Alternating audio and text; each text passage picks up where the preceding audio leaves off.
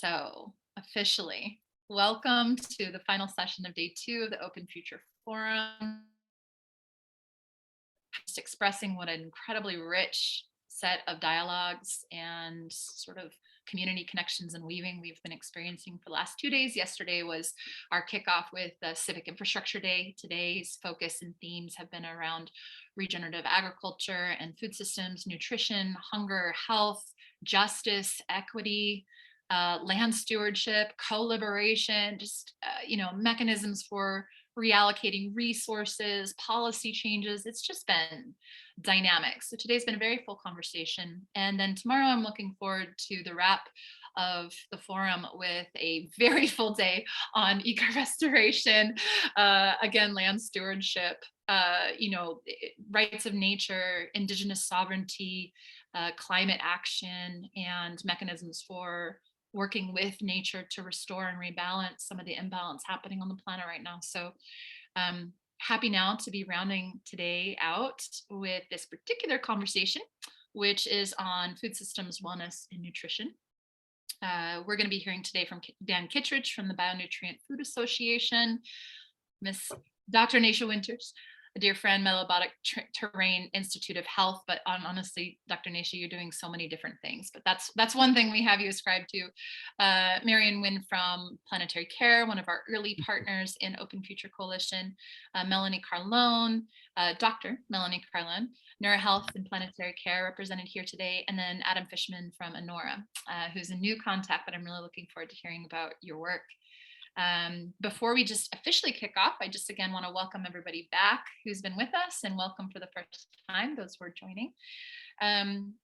Before we kick off the conversation with the panelists today, I do want to think this whole forum has been definitely a labor of love, but woven from incredible partnership with our co-conveners. So I do want to thank the American Sustainable Business Network, who just hosted the last session, Bluefin Investment, the Eco Restoration Alliance, El Puente, Global Unity, Guild of Future Architects, and Heartland P5, Imagine World, Institute of Ecotechnics, Intergen Family, Kinship Earth. Thank you, Lauren. I see you here. The North Carolina Agricultural and Technical State Institute and University, which has been a particular sponsor today as we're launching a National Regeneration Extension Center in partnership with the NCAT. So really honoring their presence and support here today. Partnerships for Change, Pro-Social World, Reconsider, Toxic-Free Future for Our Children. Yes, please. Triangle Foundation and United Refuge. Thank you, Kevin. You've been here most of the day. We appreciate your presence. So thank you for all of you. And I would love to kick off this conversation just with a little bit of framing, and then have the various invited, curated guests share a bit about your work. But I also hope it opens up to a roundtable discussion. I think there's many people in this room who have wisdom to share, and I hope that we have a community conversation today, kind of maybe sparked by some of the folks that we've curated.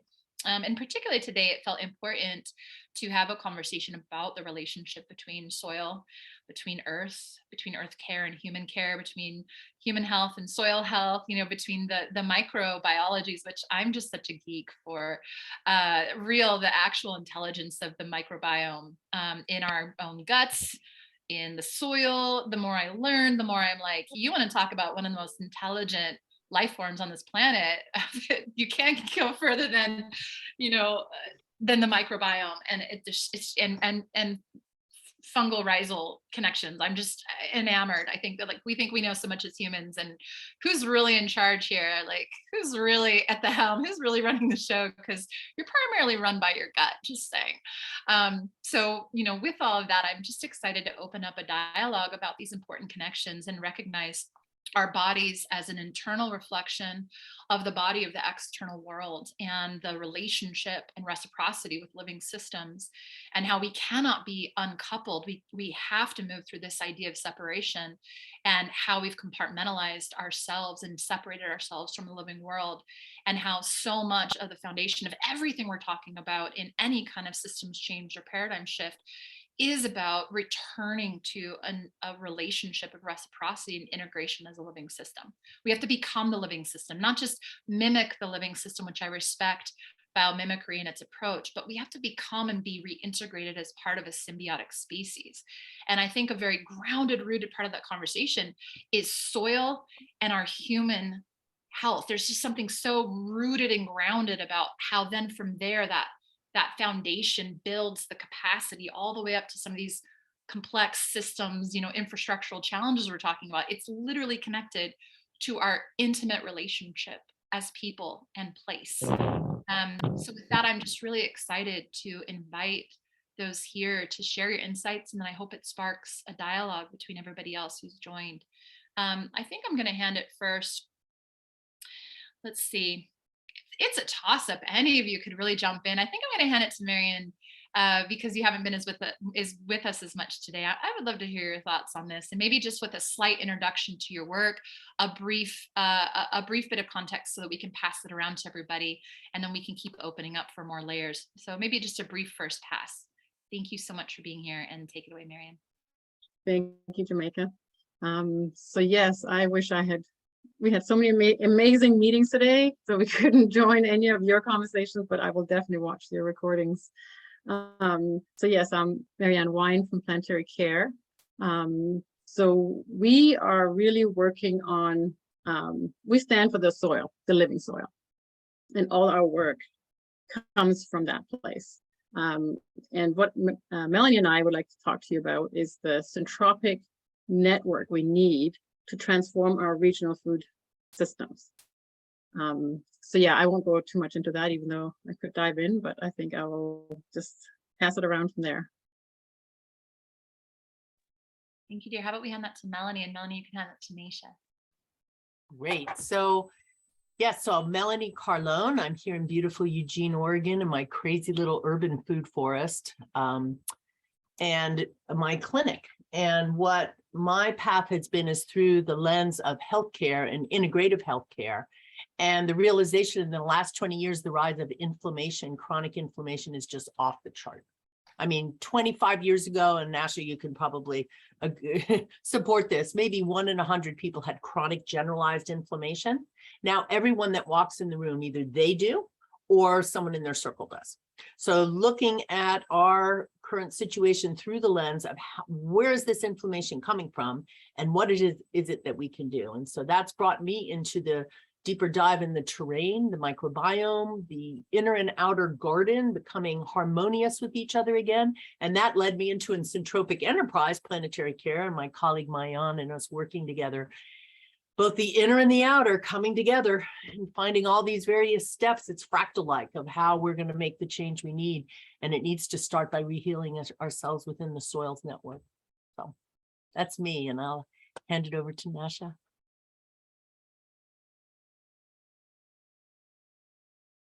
I think she's frozen. Uh-oh, she looks frozen. She's definitely more animated than that, as a rule. Why don't we hand it to Adam, and then we'll see if she resparks. Yeah, Adam, please go ahead. Right.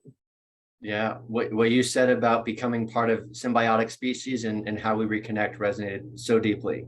And that's the focus of my work really is. So I run an eco restoration company where a portion of those dollars go towards a systems change innovation lab. And so we do work with youth, with adults, with schools, with companies. And our focus of the lab is how do we make things better, leading with love rather than fear.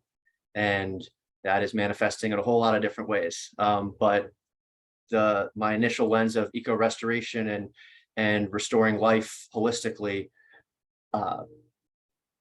to understand biodiversity, to understand connectedness of life, if we need to first be able to understand how we connect with another human being and connect with ourselves. And so that's really been fundamental to our lab and what we're finding. Thank you so much, Adam. I look forward to learning more about your work and how you achieved that. I wonder if the phone that just came in was Nasha, is that you? I wonder if she lost her power there for a minute. Well, we'll see if we get her back so she can do a brief introduction. And I know we also, I think we're still waiting on Dan Kittredge as well, but I want to continue the flow of the conversation. So I feel like what I'd love to do is we've all kind of set the stage, as it were, for this really intricate conversation, and welcome to those just joining. I guess I'd love to ask first.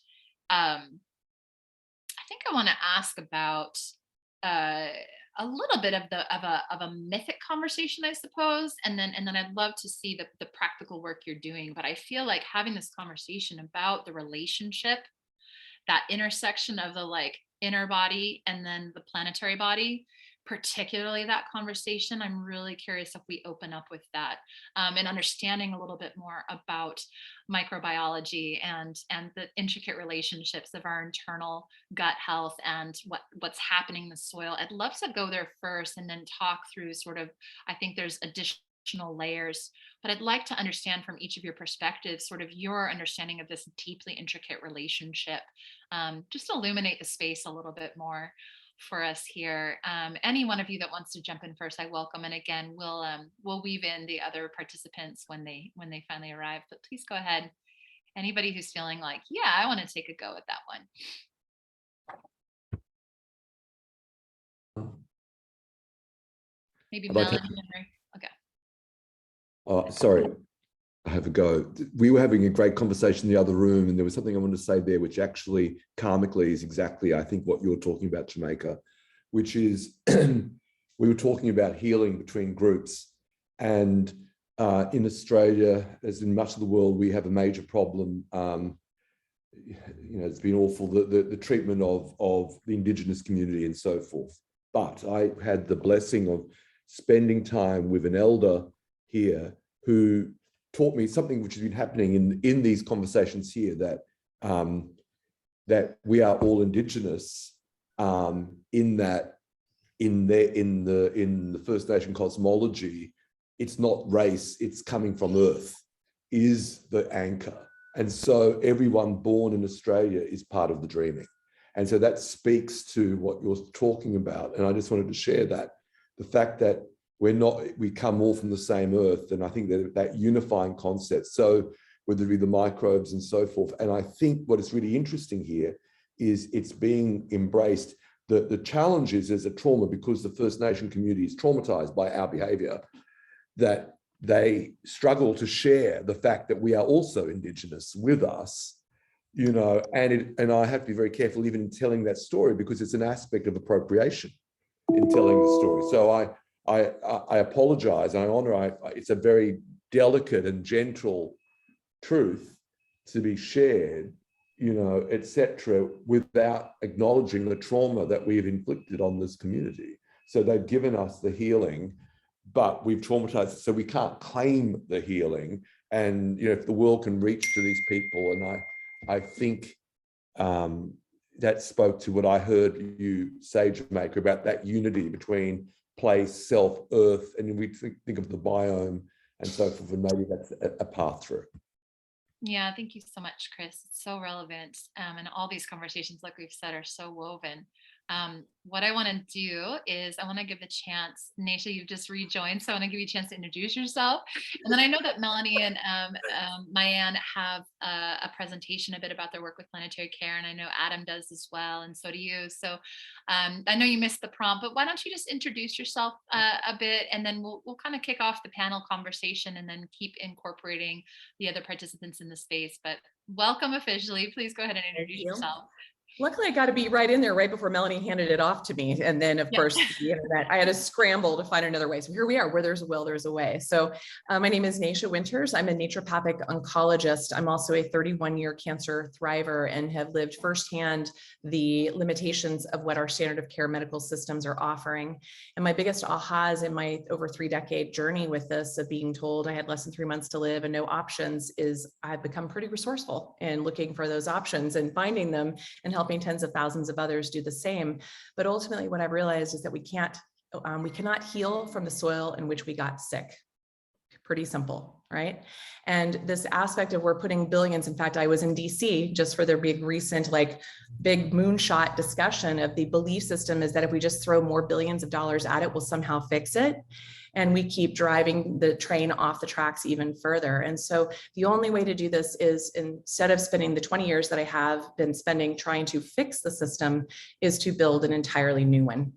And so our proof of concept, along with everyone else in this space, thank God, is that it has to start, and our tagline is to, rejuvenate, remediate, revitalize, reconnect from the soil to the soul and everything in between for both the planet and the inhabitants of that planet. And so it's the only way. And I'm taking on a big David Goliath experience of trying to change healthcare in general, but specifically the oncology cancer, like that field of understanding that we're not just dealing with the cancer of the individual, which the World Health Organization shows those rates will double in the next by 2030, but it's a cancer as a culture, and so we need to work on changing that aspect as well. So I think that's there's my soapbox for the second for this moment.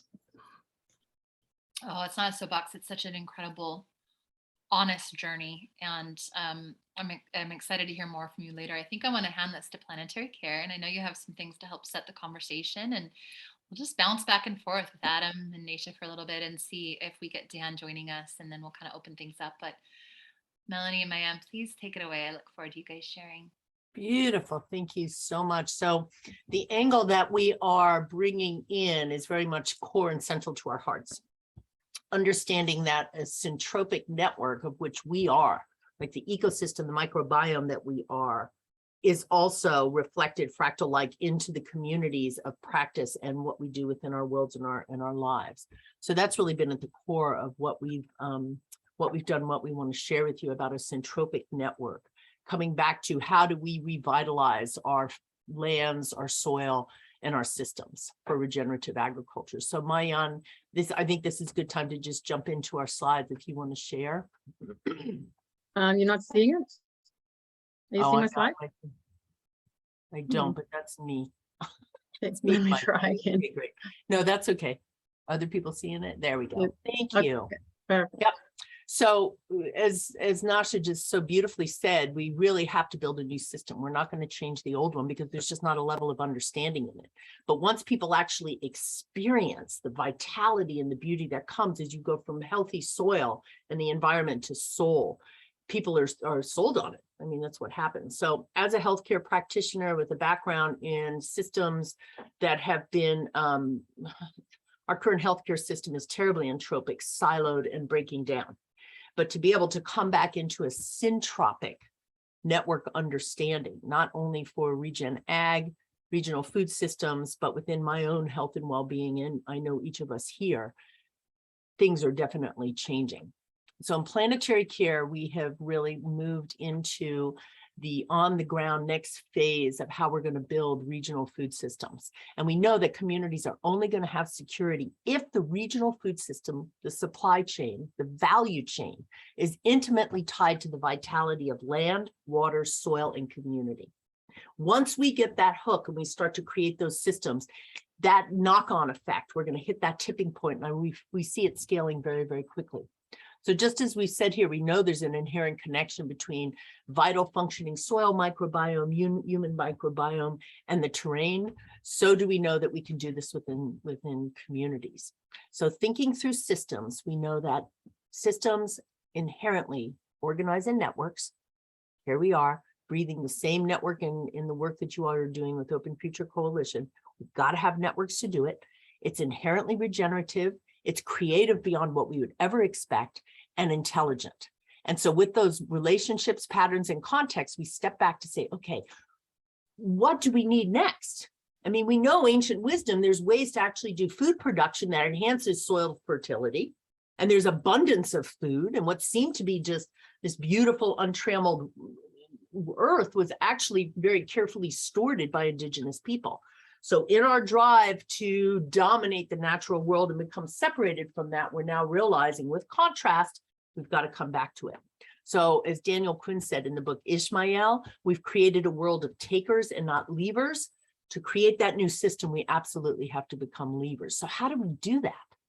So that's what we're doing next in Planetary Care, is looking at where do we get the rubber to meet the road in regional local food systems. We know that the only way to do it is through ecosystems and networks. So we're looking at how do we strengthen our collaborative capacity? How do we create systems of change where everyone not just systems, analysts, policymakers, politicians, where everyone can demonstrate that they're part of creating a new humanity, finding themselves to be on purpose around the network of food.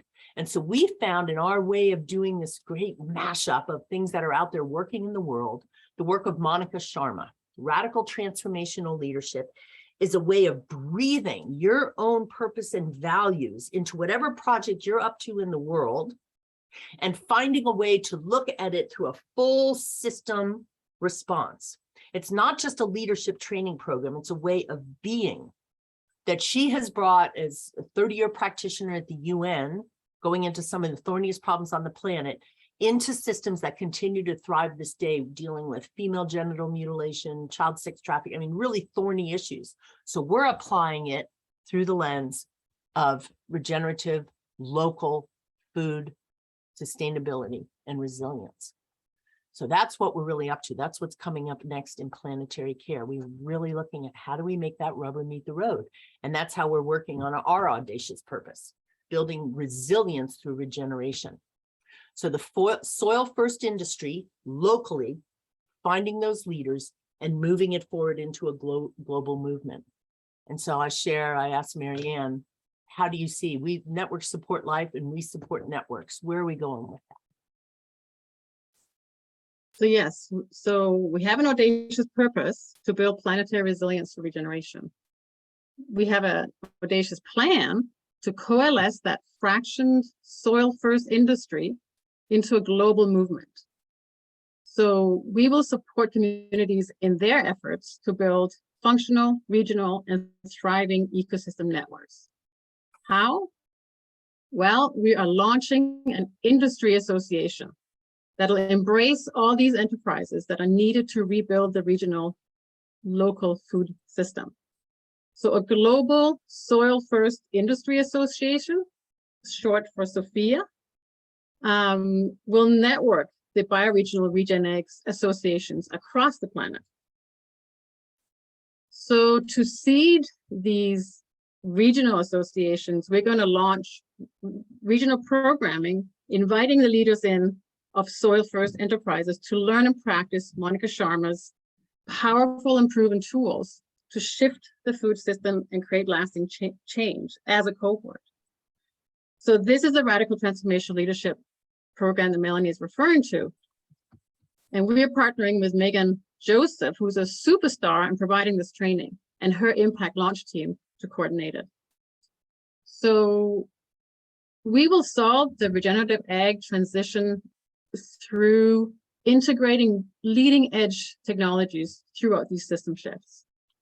So by launching an innovation agency and a Web3 agency, we will provide specialized services that are needed by the soil first enterprises to stay competitive and then reach beyond the unsustainable chemical industrial agriculture that we're stuck in right now. And that really, you come back to just this mindset of the microbiome, like your heart doesn't act independently of your liver or your lungs. It's all in this beautiful communication network that we're realizing the microbiome is actually providing so much of the intercellular communication networks and processes that create unity within those systems. So with that scaled up, and how we're seeing this happen is you find those who are looking for us, those who know that they're siloed, know we can't do it that way, know that we have to create new systems, elevate and ignite those leaders with the best that we can find out there. And I put the impact launch site that we'll be using. Megan will be helping us do these programs. Bring them to local leaders, give them the capacity not to add another project, but to work with what they're already working with and elevate it in a way that they can see the connections and start to drive new systems. That's really where we feel we're going to have the rubber meet the road. So just a small plug, we're going to be doing the training here in Oregon. It's open to anybody. It's content agnostic. Even if you just want to be better in your relationships in your community, this is something that you would benefit from, but it'll have knock-on effects.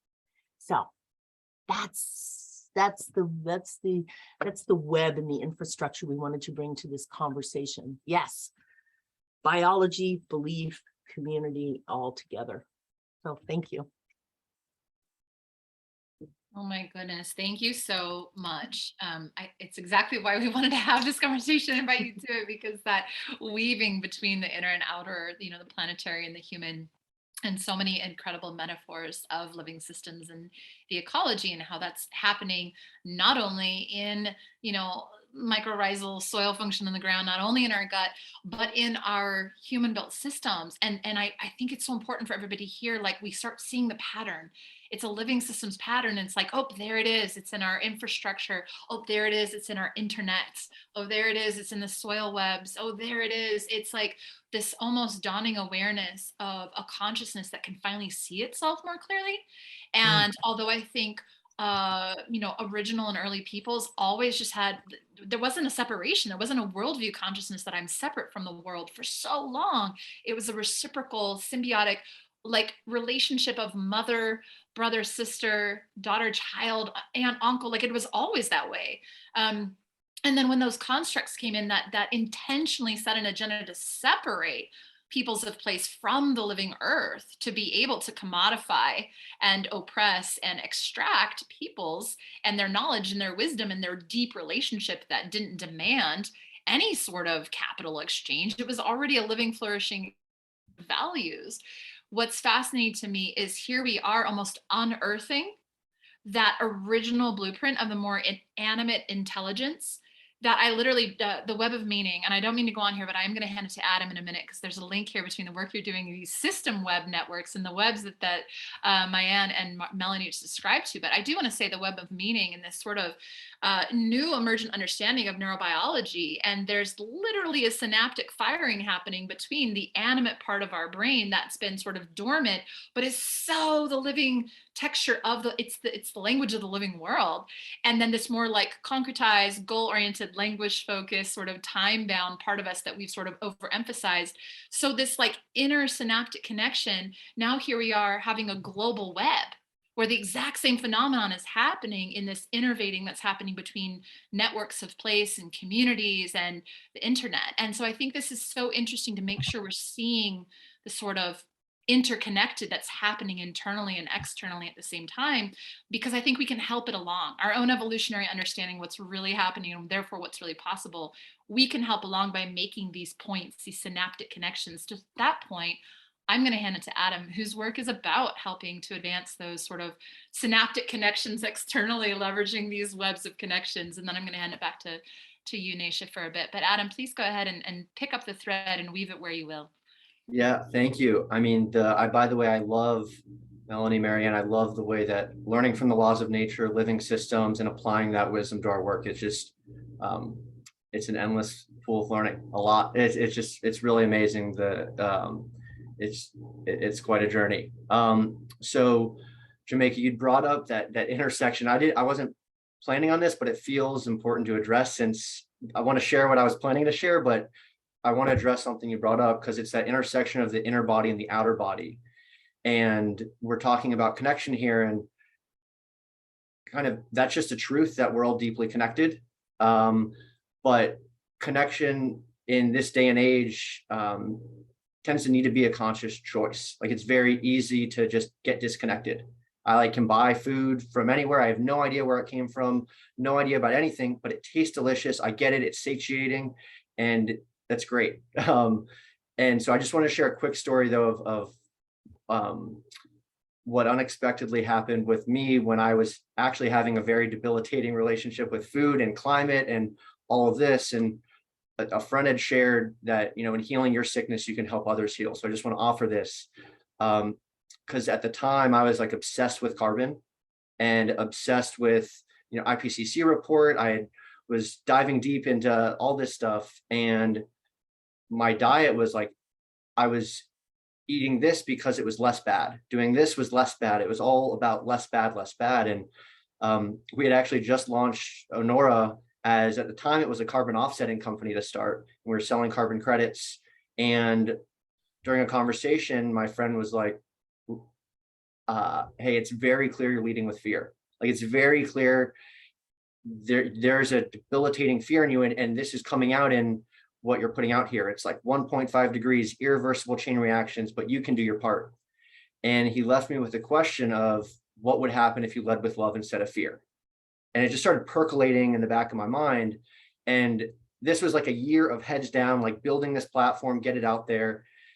And so I know this is like, maybe sounds so simple, but I went to the fridge after that conversation and I grabbed a carton of blueberries and had a different internal dialogue for the first time in a year. So instead of having the spiraling of envisioning the carbon trails of everything and all the oil to make that plastic carton, instead I was like, these blueberries are delicious. I wish I could thank everyone and everything that it took to make this happen. And it was really weird. This happened right after that leading with love was put in my mind. And I realized, I was like, by running toward deeper connection, by being able to thank as many people as possible in this experience, yeah, we're going to be alleviating our carbon issue. There'd be less carbon, but I'd also be connecting with the workers maybe. And what about their life and the way that this impacts them? What about the way the soil is treated? It started to really rock my foundation of what I understood the problem was, which was, I thought it was like, if I fix this carbon thing, we fix everything. All of our problems go away. And I was starting to realize maybe this carbon is a symptom of the core problem, which is our disconnection problem. We're so deeply disconnected from the things we love and enjoy in life that I miss out on all the amazing things that happen because of what exists as well. And so that experience rocked me, because we had literally just built this this company around just do less bad. And how can we do less bad and let's myopically focus on carbon. And since then, we've been on this journey of how do we evolve to this consciousness platform where we're helping raise this awareness that we are all deeply connected. We're not in a race to see who can hurt the planet the least, but because we're so connected, how can the fact that I'm alive, the fact that I'm doing what I'm doing, it's creating positive ripple effects that are going to ripple and ripple and ripple. And that question of what would happen if you led with love instead of fear has become kind of the foundation of what evolved since then, which all of this was like unexpected stuff along a journey. So that story I didn't plan to share, but that question you brought up of intersection with inner body and outer body, it just felt important to put out there. So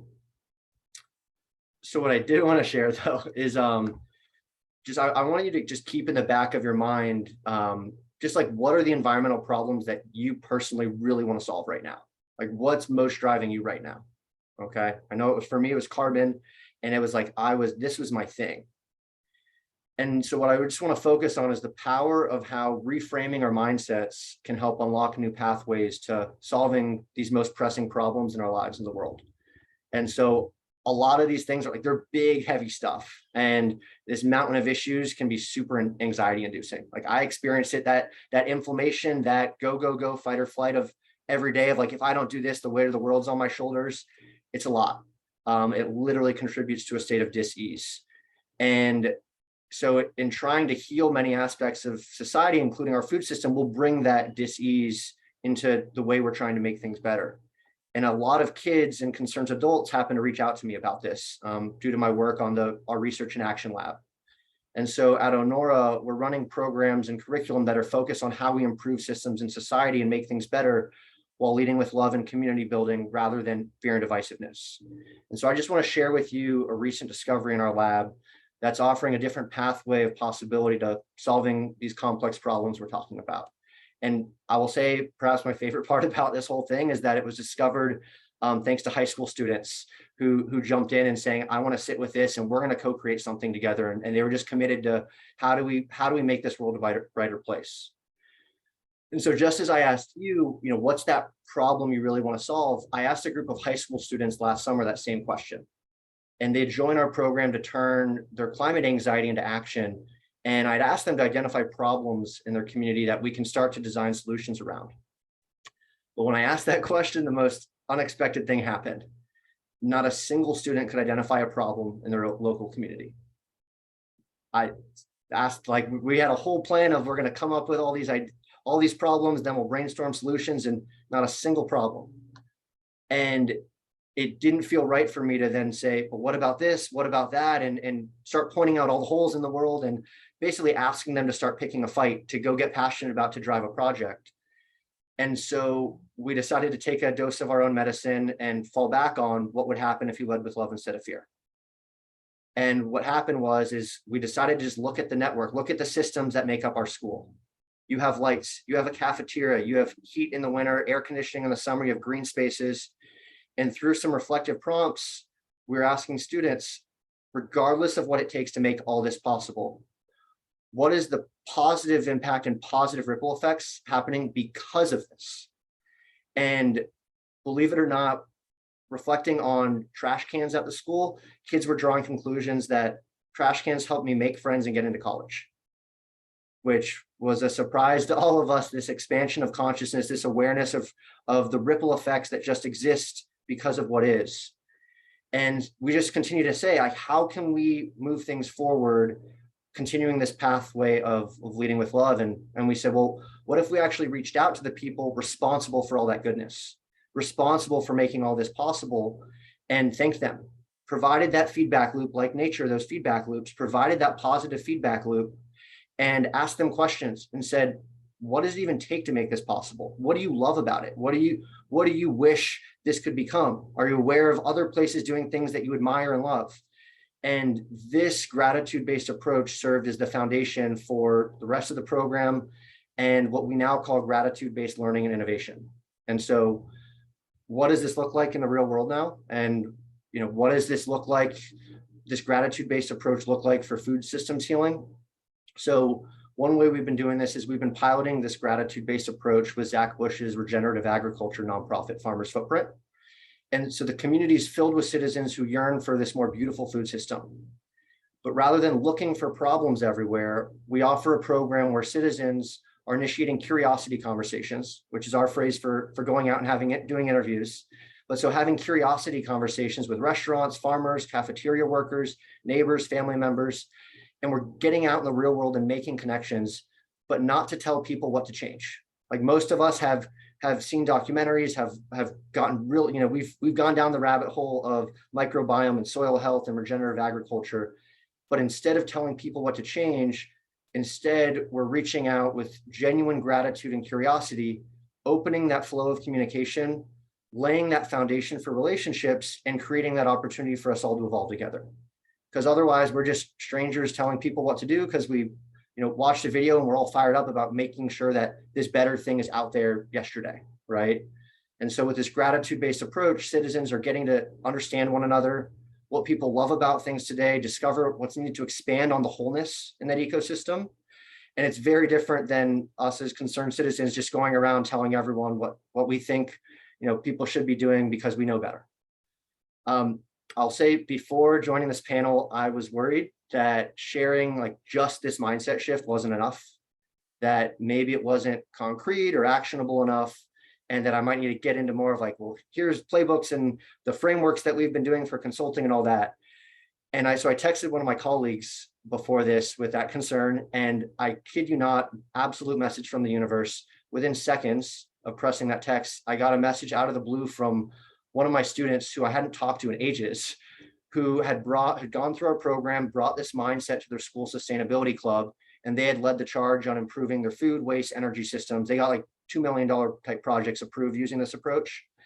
And I'm just going to read the text. And it said, Adam, I would love for you to write me a college recommendation. I think you've done a lot for me with changing my mentality on sustainability, and I have impacted the group a lot with my input. And so literally at this time where I'm like, is just a mindset shift enough right now? Maybe it's not so small after all. Maybe in order to create this more beautiful world on the outside, we maybe first have to start by creating that more beautiful world on the inside. And so I'll put out there, at the beginning of this, I asked to think about a problem that you really want to solve. My students reframed that question to ask, what's amazing about things today and how can we expand on that wholeness? If you were to adopt this gratitude-based framework in your work and life, I'd be really curious how you could expand what's possible. And so just want to put that out there as some food for thought to bring into your work. I really look forward to continuing this conversation. And I mean, we're co-creating this even brighter future together. And I intentionally say even brighter because as gloomy as things can be, if we look, I mean, the fact that I'm on this computer right now, connecting with amazing humans all over the world, I could focus on how this thing was produced and all that went into making this computer and get all angst up about it. or we can also build on what's positive, and it starts with looking at what's amazing right now. So I'll just put that out there, and I know this is just the start of getting to know people better.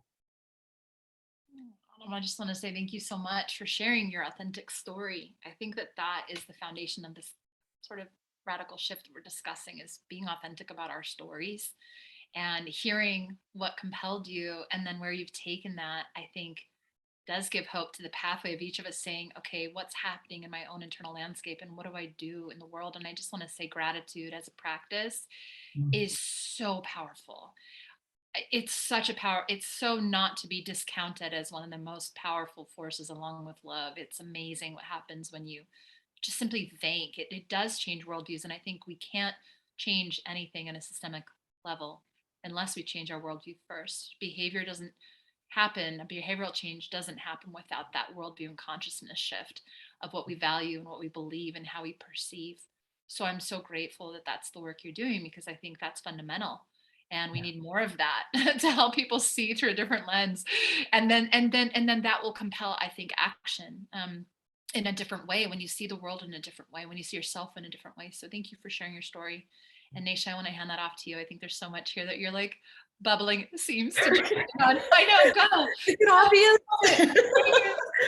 Wow. I mean, my gosh, Adam, there was like, I feel like I just want to say ditto to everything you just said, but replace carbon with cancer.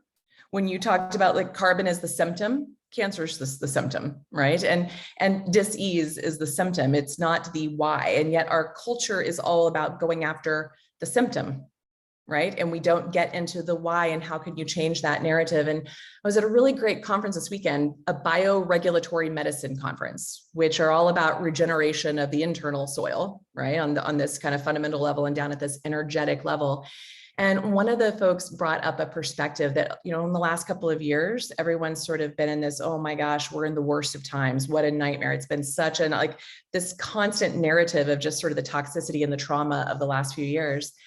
And she brought us all into just the concept, which I didn't realize I was already sort of living in, because it's where it's how I think I've survived, you know, all this time, is having a different perspective, a different belief system.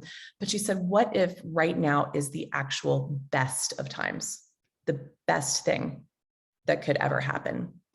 And when I'm sitting with patients faced with a diagnosis where they're looking at their mortality so in their face, it is the most amazing opportunity. It is the most amazing opportunity to connect and see the divine within themselves and within the world around them. No one dies saying, I should have worked harder, I should have made more money. People are always like, I should have loved more. I should have given and received more love.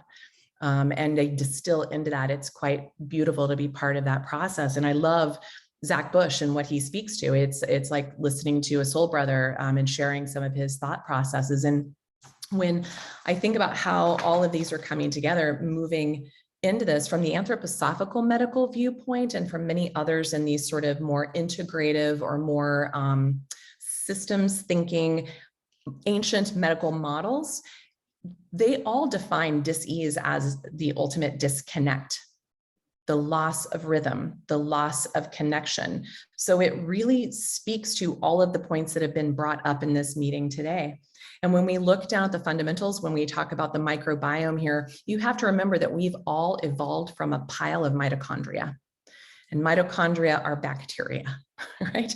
We're just literally a big pile of bacteria that we've evolved with over 170,000 years. And we're all intimately related to that initial mitochondria, you know, this sort of, they call it the mother, the mitochondrial mother, the mtDNA. And this is what is the common thread through all of us. And yet the resilience has been there for 170,000 years to overcome what would be considered sort of the most impossible things to overcome: major shifts in, you know, environmental disasters and famines and just unbelievable atrocities. And each time we're met with those, we become more resilient. Our microbiome, our mitochondria, when given the opportunity, you know, upregulate, you know, take it up a notch. And so it's like Nasha, you know, 4.0, or, you know, Marianne 4.0, or however, we've all moved into this place and opportunity. And so when we look at what we're building here in this new ecosystem, because I think of this, I call it eco-oncology, or and even though I'm talking about cancer specific, as I said before, it's more a cancer of our thoughts, a cancer of our culture, a cancer of our society, a cancer of the earth, and it's just the symptom going on with this. What we're ultimately building here is a new model of that reconnecting, reestablishing that internal connection and communication and rhythm within. And there's this lovely concept of the CDC, the Center of Disease Control. That is what kind of runs the narrative of our belief systems around health or disease today. And yet I have a different version of the CDC that we're building on this sort of first campus, if you will, that brings in all of the things. I'll show you a little slide here in just a very quick second, but ultimately the CDC is circadian rhythm, diet, and community. And if you're not addressing those from a variety of ways, that it falls apart. And when you look at the octogenarians and the blue zones and the centenarians, we all keep trying to fight over that it's a certain diet, right? No. They forget the fact that these folks actually fast an average of 200 days a year. So it's not even about what they're eating, it's that they're not eating on occasion, right? Letting their body rest and digest and autophagize all the information coming into their cells.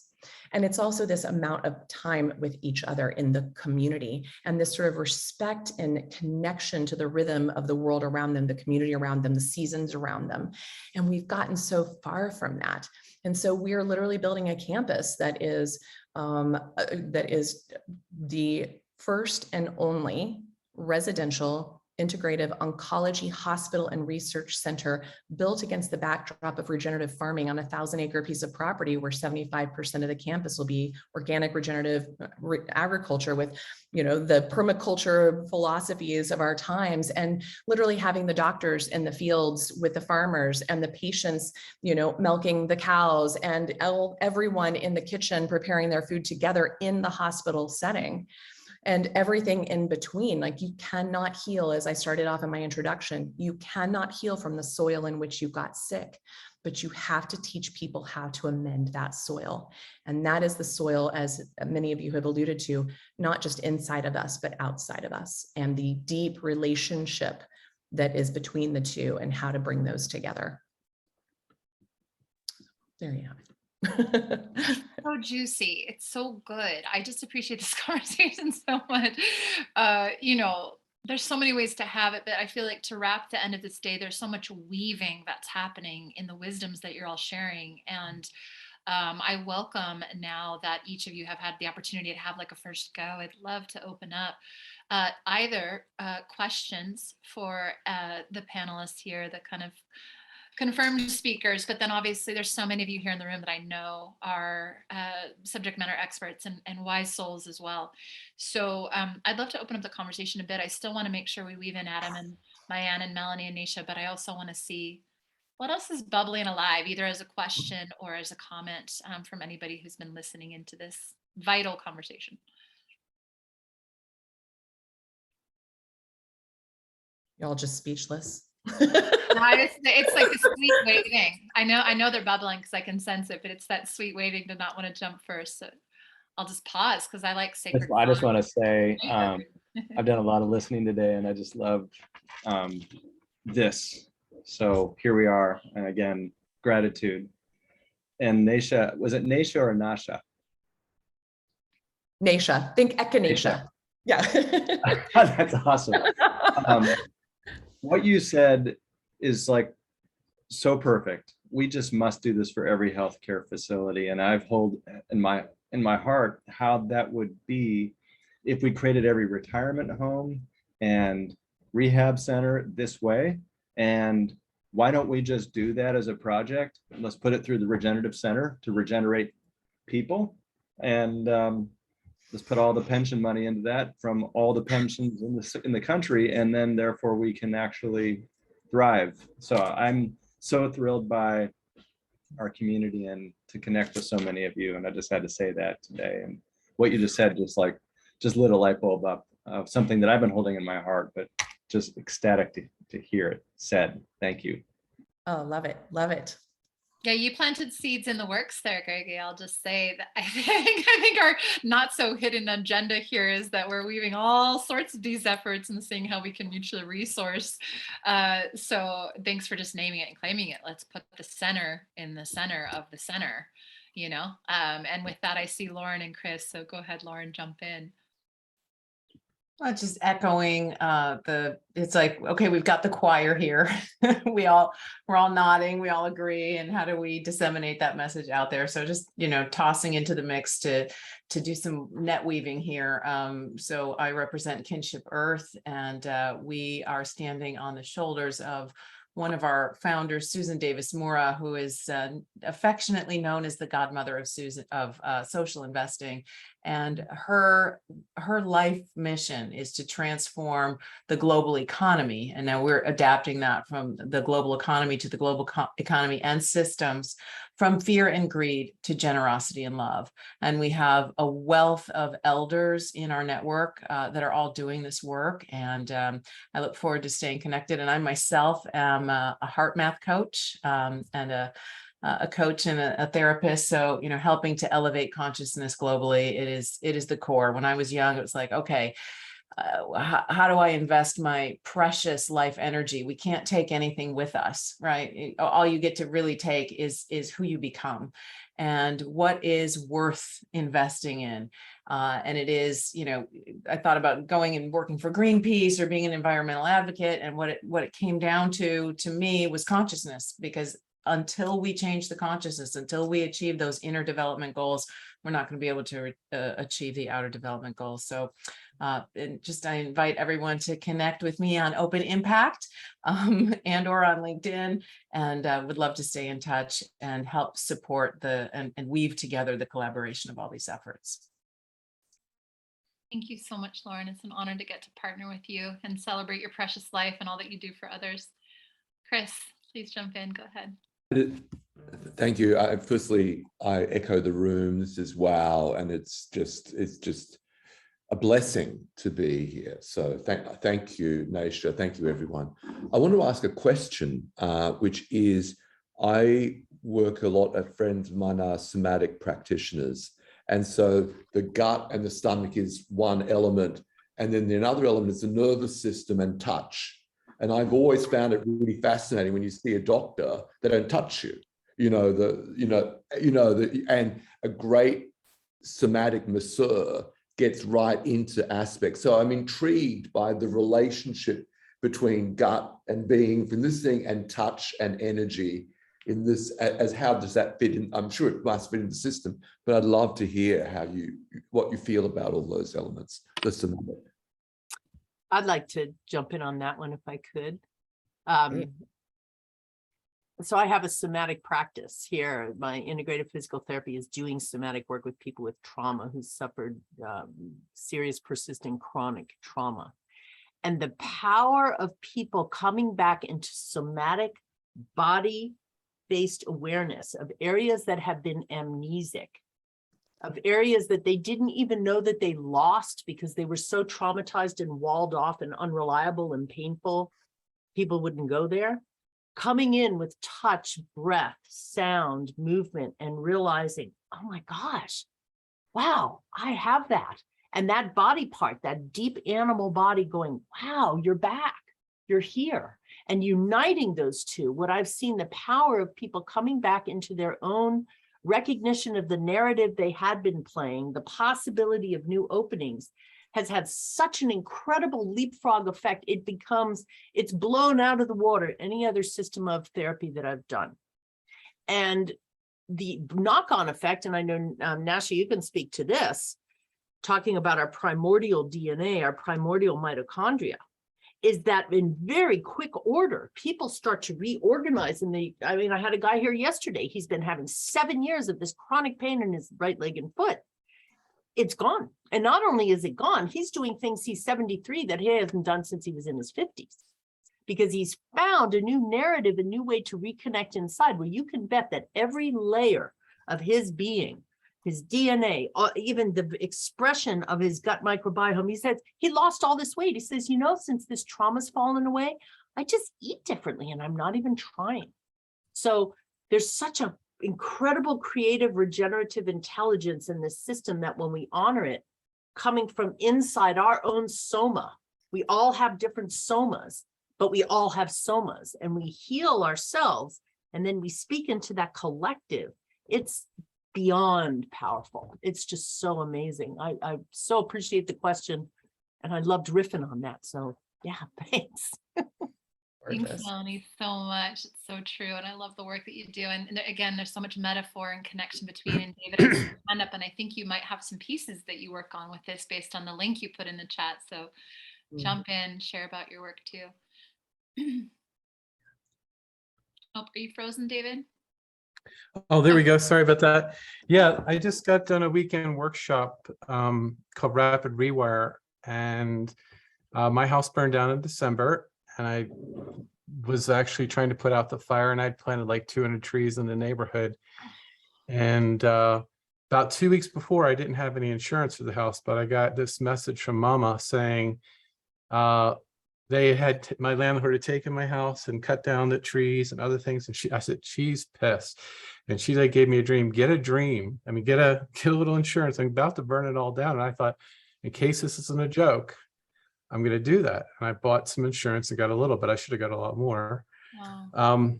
But in any case, the house went, and the message afterwards, like, don't worry, I'm going to take care of you. And they got us to a place in nature that's in the mountains with bears eating my hot tub cover. That's not my hot tub. And skunk crawling in the house. Woodpeckers knocking on the window, but I'm safe. And the kindness and generosity of the community, our human connection, what really binds us together is way beyond transactional. And a lot of the systems level thinking is like, how do we fix the old systems? Well, the oldest system that was there before money was human kindness. We survived by taking care of each other way before we had money. And what I found in this little course, the connection here is that they worked on 4 levels. The somatic level, we're talking about like, what's the body sensation? Worked on the thinking level, what are the thoughts? Worked on the feeling level, what are the emotions? And walked on the imagery, what are we seeing while we're going through it? And I was able to unwind trauma of 2 divorces. One ended with, I'm my best friend, the other I don't talk, ended with having a wonderful set of friends. And I'm babbling here, but what I'm saying is that this technique totally scrambled all the old things. What's good about this? What's bad about this? And collapse it together like, oh, what if it's all for you? What if everything is for you? And what if where you look is where you go? And when you get that, like, we can look at all the pain as devastation. I'm looking at like the loss of the house as an initiation, as a way into seeing the world through new eyes, with a lot more love and gratitude, and saying, why are we waiting for systems to collapse before we just start doing? You know, why do we wait for, there's going to be a lot more climate change. Mama's like waking up. She's pissed. You know, why do we wait for people to be displaced, or through a war, through a flood, or through an earthquake or a fire? Why don't we just help each other? What if that mycelial network is really what's missing of human connection to each other? And these trees, they just give to each other. You need a little more, you need a little nutrients, I'll send some your way. We make sure we all are better if the forest survives. So I'm working on a project called Co-Creators, and I'm looking for people who want to help me design it, and the architecture and what it takes to weave together all these different systems and all these different organizations, so we're not in silos anymore. So we're all, the foundation of all I keep hearing from regeneration is connection, connection, connection. Everybody's got the answers. There's people doing it. We don't know about each other. We need to share the resources within our communities to make sure everybody has what they need. And what if you just said, look, I don't have time to do this full time. I'm still in my old school job. I want to put in something to make sure all these wonderful people are taken care of in whatever field. And it could be housing, it could be money, it could be childcare, it could be transportation. I mean, I've just been blessed so many ways. I'm thinking we can do this now. We don't have to wait for your house to burn down or your neighborhood to be flooded. You can just do it. And that's where I want to start inviting people in. So please reach out to me. I'll put my LinkedIn in here and my Facebook. I'd love to have meetings with you and find out, how do we weave an architecture that blends the best of everybody's domains and what we're working with. Kiva, thank you so much. I mean, you just described the mission of Open Future Coalition, everything we're up to, and our whole approach is the many to many to many to many to many. It's there's room for all of us to keep doing this work. We in fact have to do it together. So I'm so excited to learn more about your work and how we can continue to mutually uplift and support.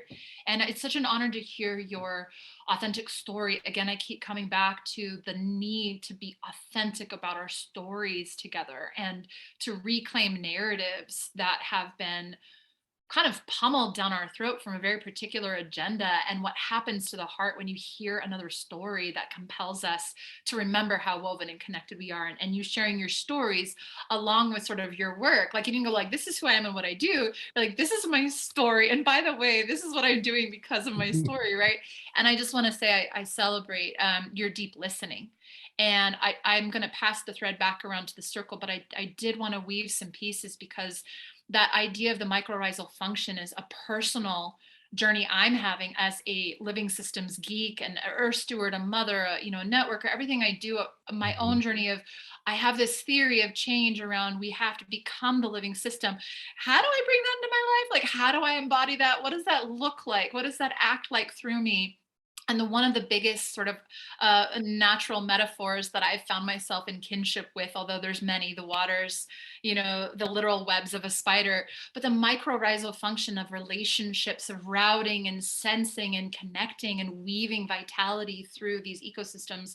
And Katie has heard me enough to know that I'm pretty clear about this. Like, that's what I'm becoming in the ecosystem. That's what we're doing in the ecosystem to create mutual rapport and nourishment and vitality, and listen and sense and feel and route together. So becoming the living system, again, in our own life and our own consciousness, but also then how does that show up in the work we do in the world? And I just want to name this more piece, and I see you, Nika, because I'm really excited, Nika, for you to share your voice. I've been kind of hoping you jump in. I will say this, that I think sometimes, like, I'm having this experience right now of my heart feeling open from a very just honest, grounded, spiritually based conversation.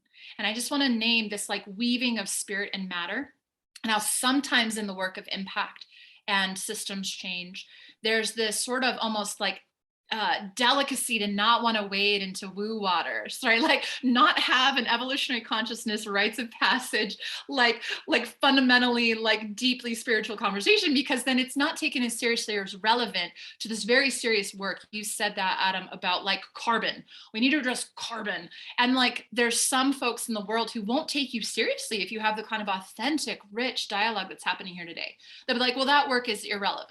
You need to do the work in the living, physical, tangible realm. And that thing I said earlier about the weaving between the animate intelligence and this sort of like over, exercised sort of mental intelligence, to me, is having a spiritually based conversation that isn't dogmatic, it's not religious, it is about life and our connection to life and the source of life, whatever you want to ascribe it to, just that we're animate and alive, and look at all these connections. There's so much richness that we skip by not being willing almost to kind of take the mask off in these more serious conversations and be like, this is a weaving between spirit and matter. Like, this can't be a conversation we keep having without the heart involved. We cannot keep having this conversation from our head, and we certainly can't keep acting from our head without really touching the heart of the matter. And so whatever you ascribe to, religiously, belief systems, anything, the fact that we're talking from our hearts right now, to me, is the medicine that I know is practically being applied. All of your work is very practical. Every single one of you is doing grounded, tangible, tactical, meaningful work of change. Yet you're coming from your heart, being informed and guided by your intuition about what we have to do and become and remember to actually affect change, and not just be recreating the exact same paradigm, not just pretending like we're doing the work and just perpetuating the exact same construct. The only way through to the other side is the heart-centered work each of you are expressing here. And I just want to celebrate it because I miss it sometimes.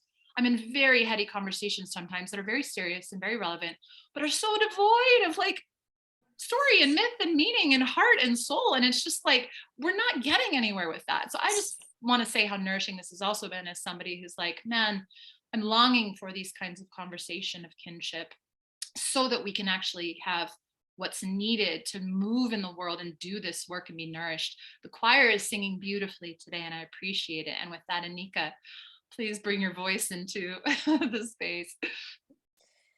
Thanks, Jamaica. I just so grateful to be a part of this circle Zoom for your expertise and experience. I wanted to jump in and share kind of so many themes are so interconnected, but it's so deeply reflected just in my life experience. Each of these pieces that's been shared, starting from health. I think I ended up getting very sick running kind of a decade in technology consulting, you know, doing the running up the mountains, running after the milestones. My first massive wake up call was when on the kitchen floor, I just fainted. And went straight for the tile floor, and my jaw broke. And as I was waking up, I could feel broken pieces of teeth in my mouth and like a pool of blood. And I remember thinking, this is about food. This is about my relationship to food before I passed away. And that stayed with me the rest of the next 1 to 2 months. My jaws were wired shut. My full-time job was to feed myself because I had to blend the food, and it had to be like taken through a feeding tube to the back of my mouth. And so much of my growing up has been intellectual, without a connection to the being, so competitively running, that it's taken me so, and continues to take me so many wake-up calls to reorient. This was the first one, 2021, and more recently, I ended up in a psych ward because of just how crazy this world is right now. And I just, you know, at some point, the climate anxiety can get to the point where you really do have to just stop. It's just, I kept going without stopping.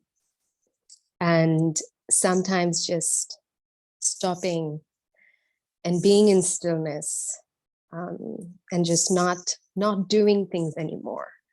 Like so much like acting out of anxiety and acting out of dis-ease before, as Adam has so beautifully and illustratively put, you know, reorienting.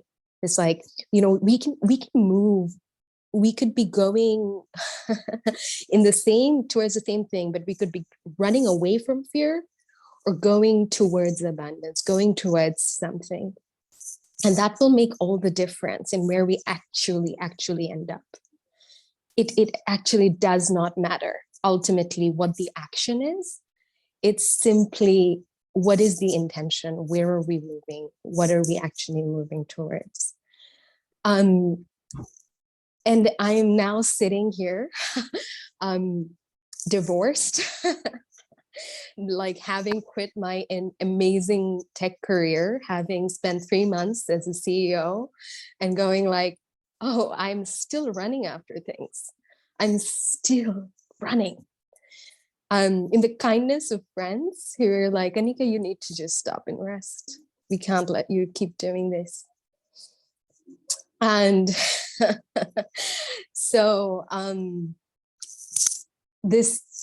it all is related. I'm like literally living it right now.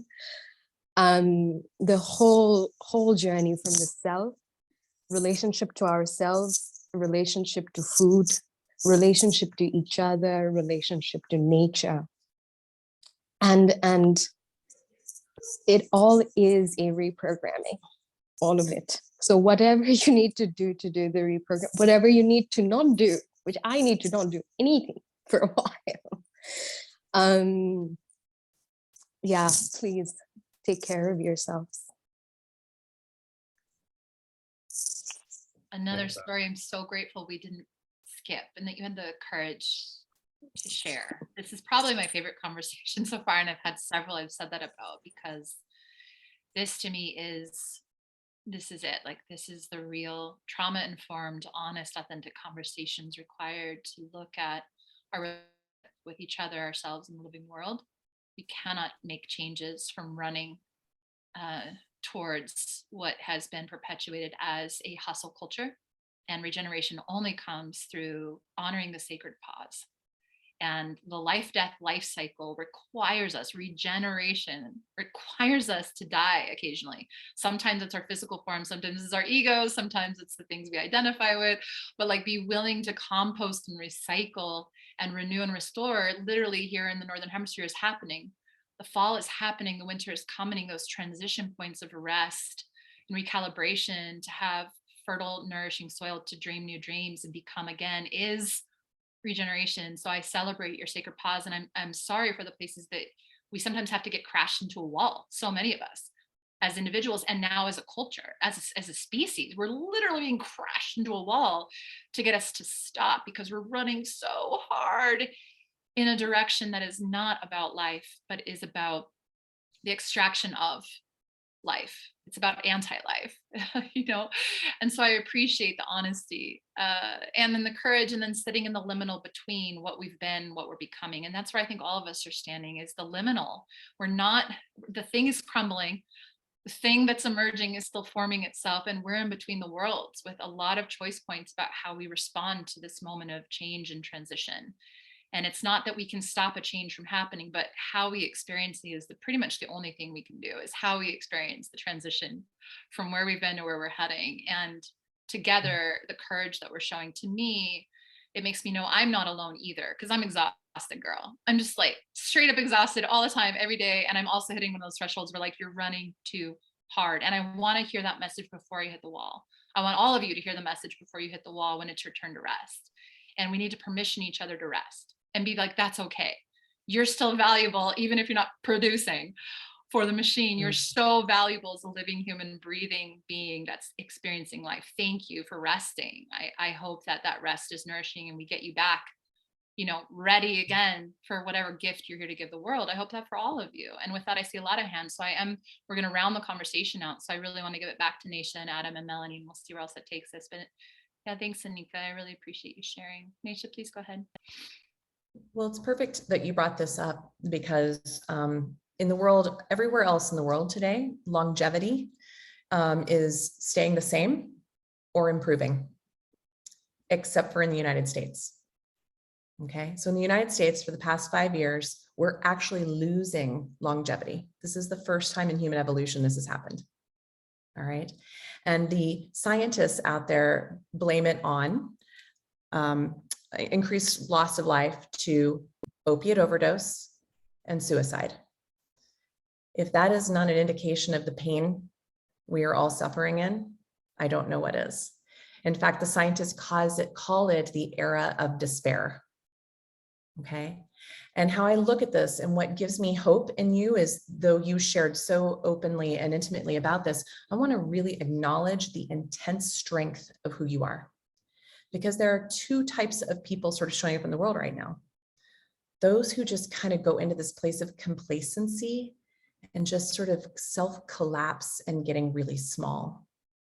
And you clearly have a vital force, you know, and a force to be reckoned with, where you are all about the passion, the purpose, the drive. And so rest is key, but it's also more about finding that moderation within and that equilibrium and that concept of equanimity, that you can still see what is, but not take it on as your own.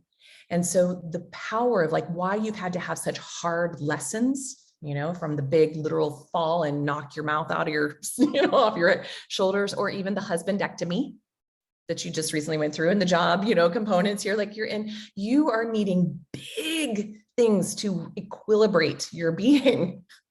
Okay. So that shows you how big and powerful you are. and shows you showing up.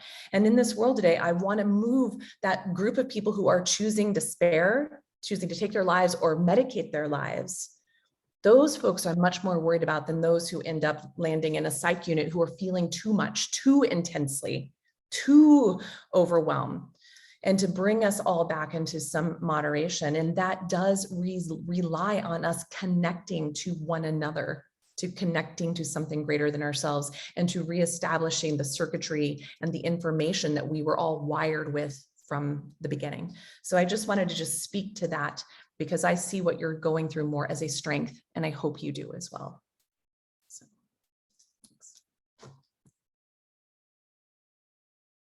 thanks, Nasha. Adam, did you want to add to the thread there? Yeah, I just wanted to thank you for sharing your story so authentically, and just putting the words out there. That resonates with me more than you know. And the story that I shared with you, it took me a year to get the courage to share that with other people, even just around a reframing of a story of carbon, because it was like so heretical to a dominating narrative of let's design everything around carbon.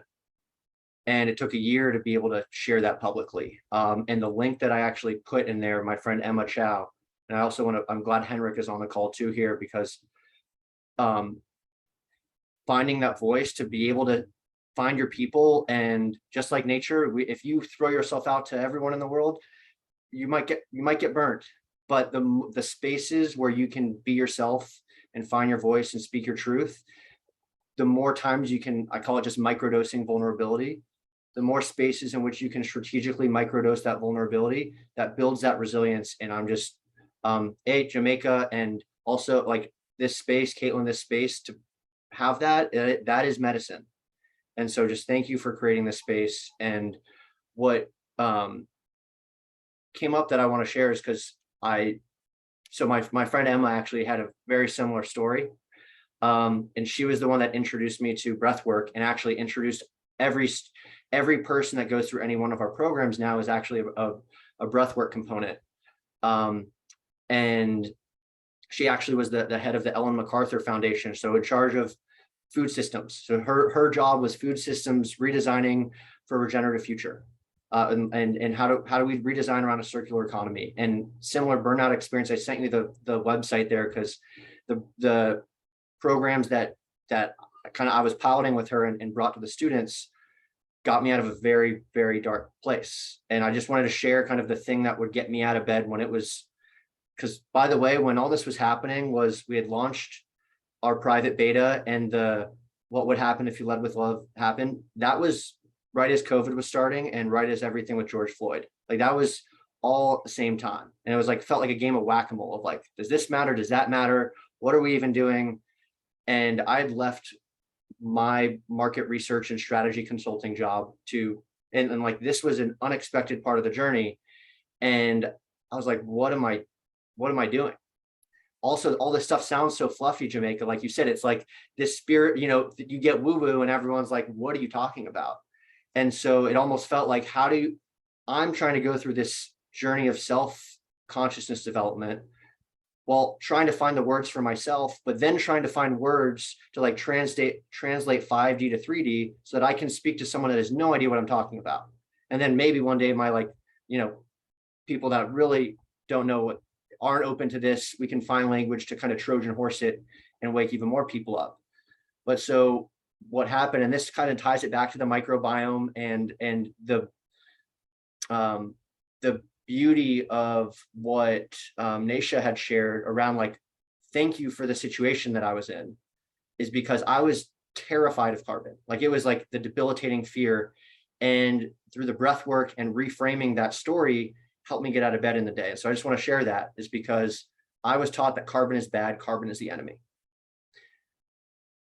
Then I also started to learn that carbon is the building block of life. We would not exist if it was not carbon, right? We'd been selling carbon offsets around like, do this because it's less bad, get all the bad out of there. And through the breath work, which was literally getting me out of a fight or flight state, just helping me see from a different perspective, every breath that I took was breathing out carbon. And that as we were restoring ecosystems, that literally just being alive and breathing was taking the building block of life into soil and trees and creating more life and biology on the planet. So when I wake up in the morning and literally all I do is open my eyes, I haven't done anything. I haven't talked to anyone. I haven't changed the world. Literally just by breathing, I'm changing the world. I'm creating more life and more biology on the planet. And let alone every second, every day, every person you connect with for decades, years of life. It's like, the question is, I think it's the wrong question of like, do I matter? It's realizing how deeply does every interaction matter? And it's, and what's powerful, I'm so glad Henrik is on here because he's helping lead our food system innovation project. And I work with Henrik almost weekly on this mindset piece. He's a trained facilitator in Psych K, which is it's an energy guided self-listening. And I mean, it's just, the mind is a powerful thing. And we think like all these answers are on the outside, but when you hold that space and sit with it, and you're willing to embrace that friction, it's one of the beautiful parts of nature. Is that's how evolution happens. You friction and then flow, friction and flow. And but when I was like so depressed and so lost, I was like running away from all the anxiety, running away from the friction, running away from, oh, I've got to figure this whole thing out. And then when I figure this thing out, then it's going to be okay. But in sitting with it and working with Henrik, working with Emma, it's actually embracing that friction and just like celebrating it. Like the fact that we've discovered friction, that is a growth edge. That is an opportunity for innovation, evolution, and growth. And so all these areas where friction has happened, rather than being like, oh my God, this sucks, like let's start the old patterns of heart rate and inflammation, everything, by reframing it to celebrate friction and to sit with that friction in community, everything has changed. Now that evolution is happening really quick and it's crazy. But yeah, so just wanted to put that out there. Thank you so much, Adam. And with the time that we have, I'm feeling the flow of Enrique. I know you've been here and you have your hand raised and you work with Adam. And I have a feeling Melanie is going to bring us home. So what I want to do is, Enrique, give you the opportunity to share a couple minutes. And then Melanie, I feel like you're such a masterful weaver.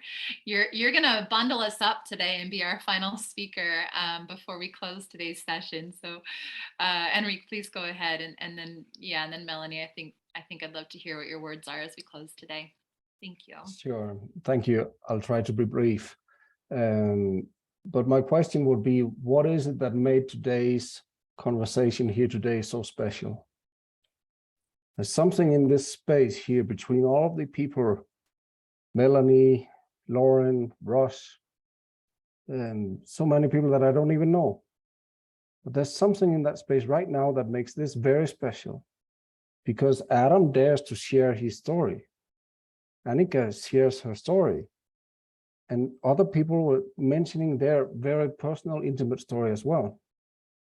And I think what it is that makes the whole difference is if we are able to create that, what we call a safe space, where we dare to be vulnerable, is what makes the whole difference. Because all of us, we need support. You know, we can't go out and be heroes and superheroes and do it all by ourselves. So whatever it is we're dealing with at any given moment, we would be so much better off if we have that support. But we don't have that support if we don't dare to reach out for it. And we don't dare to reach out for it if we don't have that, what we call safe space. So whatever you did today, Jamaica, you made it because you made that safe space, right? And so people dared to share. And that's what makes it so special.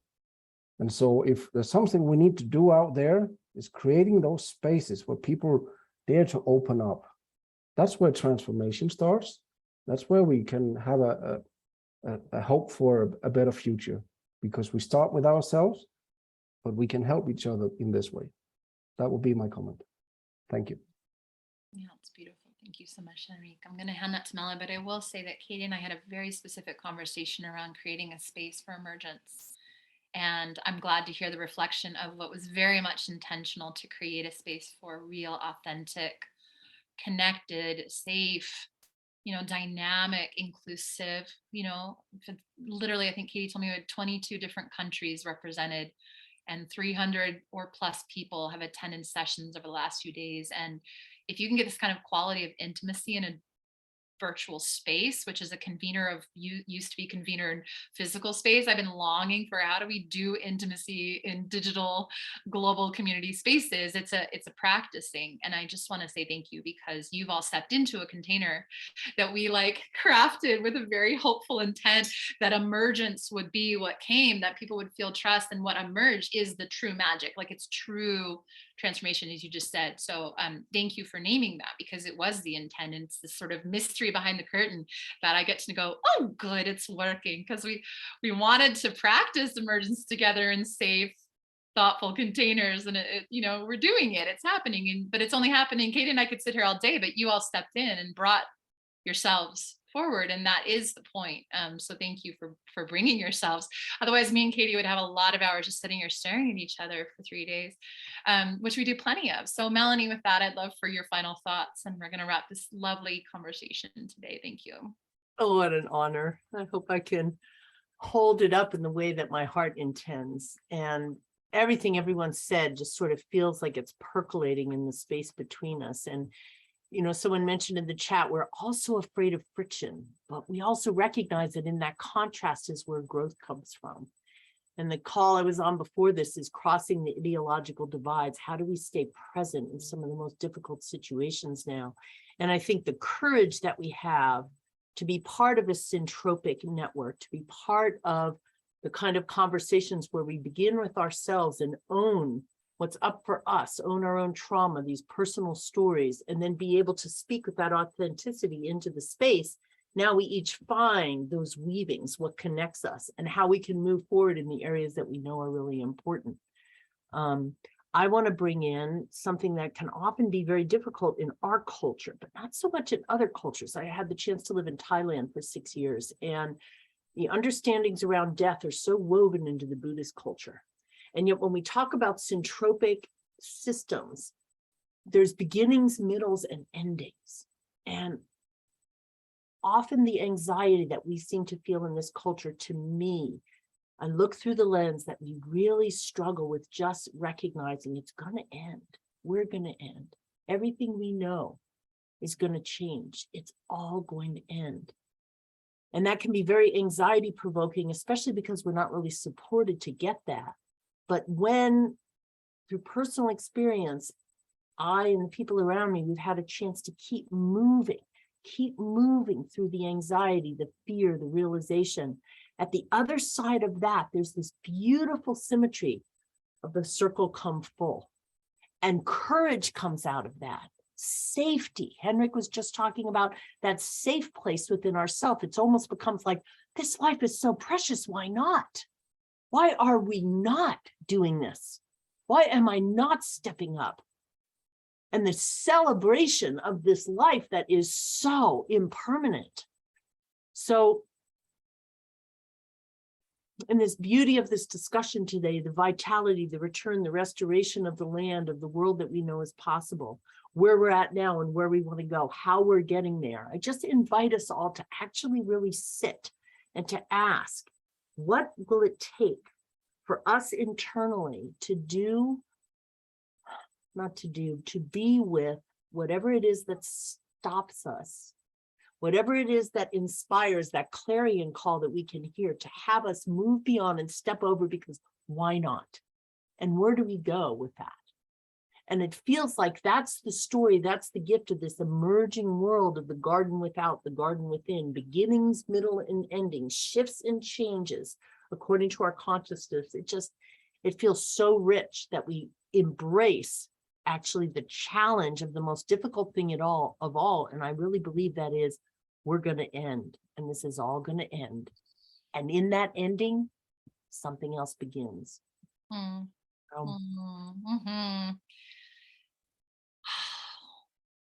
That's such a sigh-worthy ending. Yeah, thank you, Melanie. What I will say is, I felt one last thing that felt important to say is, I just want to acknowledge the voices that aren't here, and the people in the world who need the kind of medicine, anything that you experienced that felt nourishing to your soul or heart in any way. I would actually love for us to just take sort of a moment And on your next out breath, really offer it to the world and to those who are still in a trauma-informed space and struggling and longing for something that is even a glimmer of what we've touched today. I want to acknowledge those who don't have the access to these kinds of safe spaces and wish upon them the safety and the courage to step in and find the others to create that safe space together. And then I want to ripple that out to the non-human living world that's just waiting for us to remember and return home, and send that same acknowledgement to their voices, the voiceless ones that are still here, informing and almost celebrating, like they're listening. Yay. Come home, humans. It's so good when you're here. So yeah, just whatever gratitude you felt or experience you had, I just want to acknowledge the ones not here, and I want to send that love to those creatures and beings, and wrap our day 2 of this incredible forum with so much gratitude. Y'all are so lovely. Such a nourishing conversation. So thank you to everybody who participated and those who watch the recording later. I really do hope that you come back for tomorrow. I will say I have a soft spot on my heart for tomorrow's sessions, eco restoration and climate, especially I'm just going to name it the final session of the day, which is about restoring planetary reciprocity and talking about land stewardship and collaboration and rights of nature and sovereignty. And I feel like it was very intentional to wrap this with particularly BIPOC and Indigenous voices and the wisdom of incredible people that I'm so excited to have the conversation with tomorrow. So along with all the incredible demonstration projects and conversations about eco-restoration and financing and funding direct to communities that are doing the work on the ground to restore and work with the planetary care and rejuvenation and repair, I also hope that you attend some of these sessions that are about this cultural renewal that we're striving for together, and appreciate all of your shares today. And I'm going to stop the recording with that and just bless you on your journey. And yeah, thank you. Thank you for being. Thank you all for being and what you represent.